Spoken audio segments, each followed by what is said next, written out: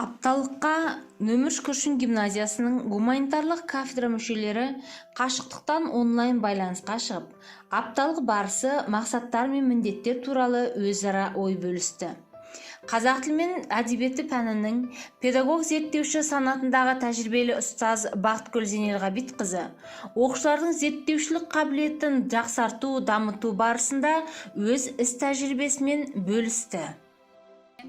Қайранбаева Сәуле Тоқтарғалиқызы, Нөмір Күршін гимназиясының қазақ тілі мен әдебиеті пәнінің мұғалімімін. Өз тәжірибемде Қанипа Омарғалиқызының ой тастау, ойланту, ойлау технологиясы негізінде оқушыларды дербес ізденуге баулу жұмыстарын жүргіземін. Сабақта қолданатын жұмыс түрлері: салыстыру, мәтінмен жұмыс, тіл дамыту, зерттеушілік жұмыс, кестелер, пікірталас жұмыстарын жүргізу. Зертхана жетекшісі Ақерке Төлеутайқызы 8 сынып оқушыларымен Жүніс Сахиевтің Айдағы жасырынбақ әңгімесі бойынша қашықтықтан онлайн сабақ өткізді.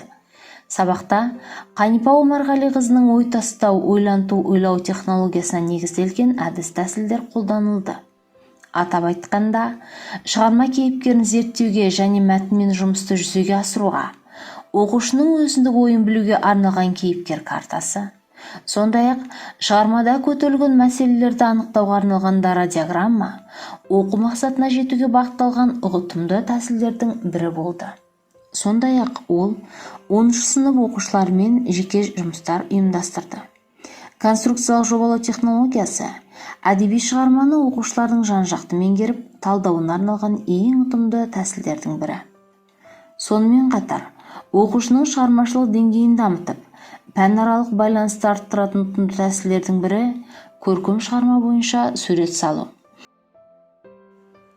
Қазақ тілі мен әдебиеті пәнінің педагог сарапшы санатты ұстазы Самал Кеңкесбекқызы 6 сыныптың бағдарламасына сәйкес жерлес жазушы Асқар Алтайдың прописка әңгімесі бойынша оқушылармен қашықтықтан жеке жұмыс жасады.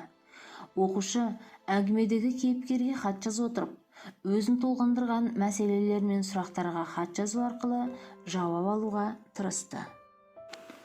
Сондай-ақ Қанипа Омарғалиқызының өмірі мен шығармашылығына арнаған ғылыми жұмысты да 8 сынып оқушысы WhatsApp әлеуметтік желісі арқылы оқушыларға таныстырып өтті.